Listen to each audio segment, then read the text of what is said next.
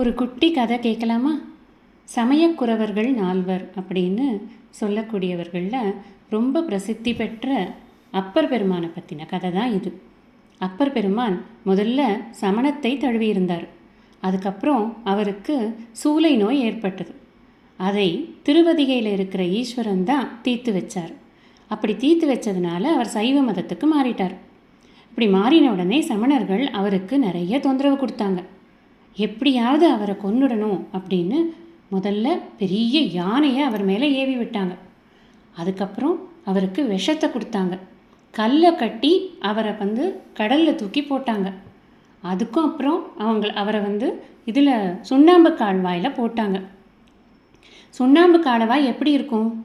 பயங்கரமாக எரியும் இல்லையா? அங்கே உட்காந்து அவர் பாடுறாரு.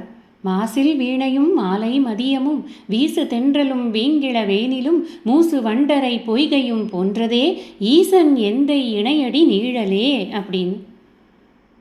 ஈசனுக்கு விருப்பு வெறுப்புங்கிறதே கிடையாது.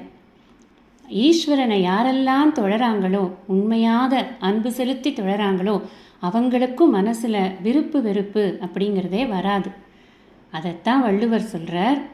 வேண்டுதல் வேண்டாமை இலான் அடி சேர்ந்தார்க்கு யாண்டும் இடும்பை இல. அந்த விருப்பு வெறுப்பற்ற இறைவனின் திருவடியை சேர்ந்துவிட்டால் ஒரு துன்பமும் நமக்கு வராது. அதனால தான் அப்பருக்கு துன்பமாகவே தெரியல, சுண்ணாம்பு காலவாயில் உட்கார்ந்து கொண்டு மாசில் வீணையும் பாட்டை அவரால் பாட முடிஞ்சுது.